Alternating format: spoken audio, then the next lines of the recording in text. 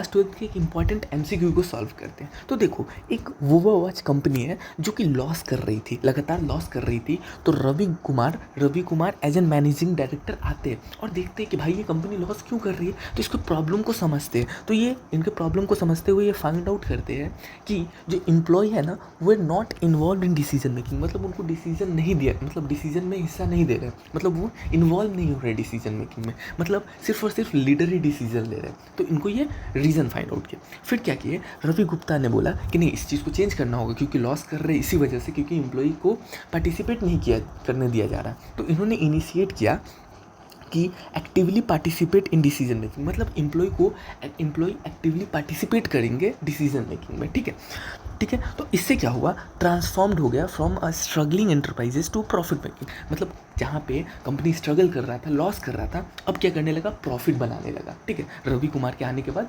Profit करने लगा, क्योंकि उन्होंने बोला कि एम्प्लॉय को डिसीजन मेकिंग में लाते हैं, एम्प्लॉय को भी डिसीजन मेकिंग में हिस्सा देते हैं। ठीक है, कि जो भी डिसीजन लेना है तो उनसे पूछेंगे। तो अब बोल रहा है identify the leadership style of Ravi Kumar. तो भाई बताओ, रवि कुमार का लीडरशिप स्टाइल क्या है। तो ध्यान से समझना, ये लीडरशिप के बारे में बात कर रहा है। लीडरशिप कितने तरीके के होते हैं, 3 तरीके के, एक ऑटोक्रेटिक, डेमोक्रेटिक एंड फ्री।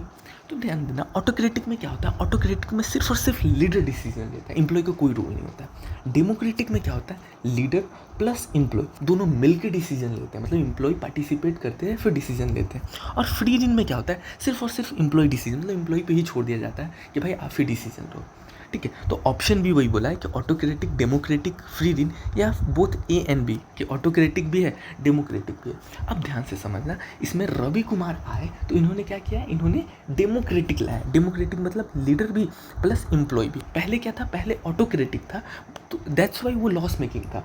लेकिन रवि कुमार के आने के बाद क्या किया, उन्होंने एम्प्लॉय को भी पार्टिसिपेट करने, डिसीजन में पार्टिसिपेट करवाया। तो इन्होंने डेमोक्रेटिक लीडरशिप फॉलो किया। ध्यान रखना, इसमें कंफ्यूज मत होना कि ऑटोक्रेटिक, यहाँ पे ऑटोक्रेटिक के बारे में बात किया गया है, बट ये क्या है, ये पहले था।